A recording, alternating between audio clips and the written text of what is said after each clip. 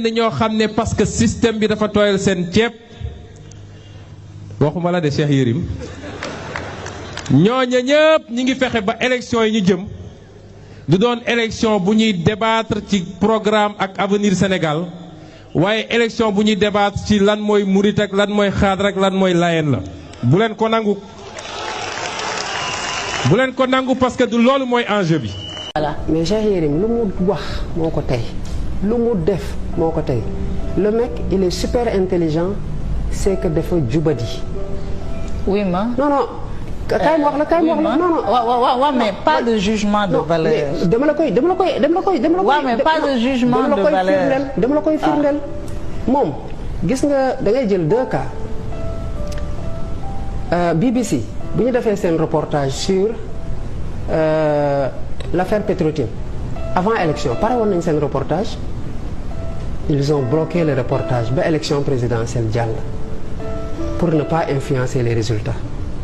ñuy door a génne le reportage ça c'est de la grandeur journalistique on a droit à ça fii Sénégal te ay nit ñu nekk fii nekk journaliste mën nañ ko am nañ ci góorgóorlu bu baax a baax on a droit à ça à la même époque Cheikh Yérim Seck et l'Observateur ont écrit que président Sonko qui était candidat commençait battre campagne que ay Tullow Oil ak nangam ñoo koy financé ñëpp xam nañu ne financement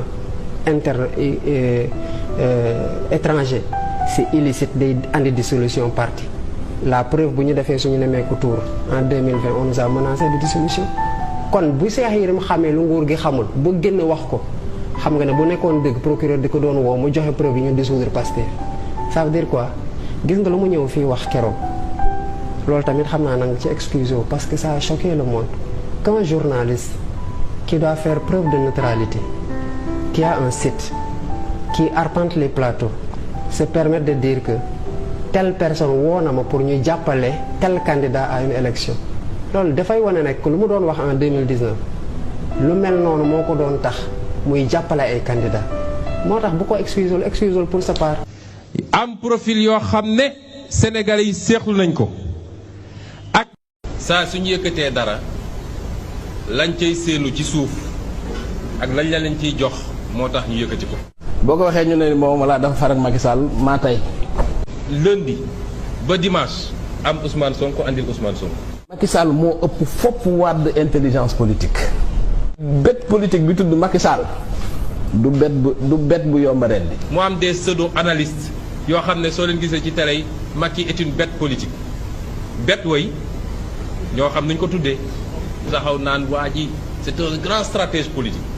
nga stratégie politique mooy ñoom ma attir mooy jox nañ la réew def nga ñaari mandat réew ma soppeeku na nit ñi seen jafe-jafe wàññeeku na réew mi tegu na ci développement loolu mooy stratégie politique waaye stratégie politique boo xam ne njuut njaaj rek pour liquider adversaire. naka la mën a arrangé wu pour que bu fi jógee ñu wuute ko parce que nguur kenn du ko sànni parce que nguur gi am na loxo yoo xam ne bu ci dalee.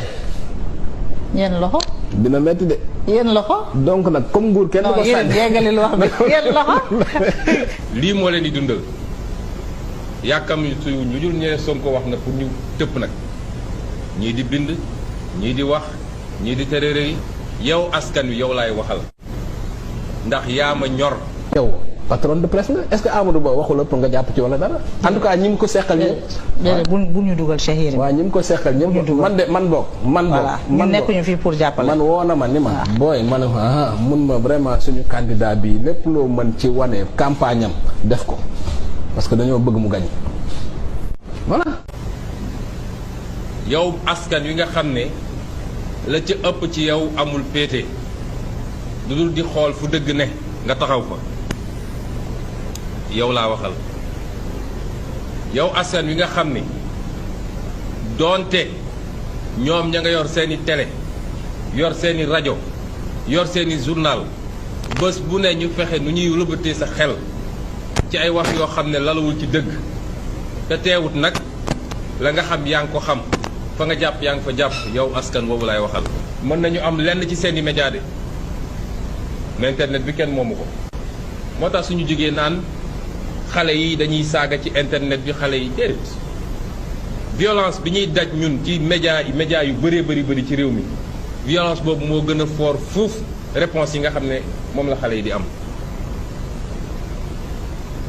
encouragé wu ma ko facilité ma ko waaye outil boobu la ñu am xool leen télé yi xool leen rajo yi parce que fii kenn gumbaatu fi ku foog ni jël ay milliards jox ko ay patron de média am na média yu baax am na média yu jub la ëpp ci journalistes yi ña ngay def seen liggéey correctement waaye xam nañu système bi nu muy fonctionner ku foog ni nag noonu nga mun a régler problème bi da ngay nax sa bopp jamono ji jamono clic la ñun sonn ñu ci te plus ñuy wax plus barke bi di yokk plus bayre bi di yokk ñu ngi sant yàlla ndax su doon looloy détruire nit détruire nañ ma bu yàgg ba ñuy wax fii ci campagne balaa ñuy dugg campagne bi naan ay russe ko jox xaalis. Pour rappel, ce vendredi, le quotidien L'Observateur et le site Yerim Post avaient porté de graves accusations contre le leader de PASTEF, les Patriotes. L'Obs avait barré sa une avec le titre suivant « Sonko en mauvaise posture ». Ces documents confidentiels qui ont perdu le leader de PASTEF, Yerim Post, se basant sur les mêmes documents, avaient parlé d'un financement de 100 millions de francs CFA d'Ousmane Sonko. C'est la deuxième fois que de graves accusations sont portées contre lui, qui se présente comme un adversaire sérieux contre Macky Sall. Pour la deuxième fois consécutive, Ousmane Sonko réussit à renverser la situation avec des démentis des autres partis cités dans ces affaires. ay xam nga ay société britannique moo ko jox ay milliards ak lu ne ñu wax ko fi sos yooyu yëpp yàqaluñu dara ñoo ngi dox suñu dox. nañuy wax dëgg te yem ci ku mënul wax dëgg nag na nga maanu.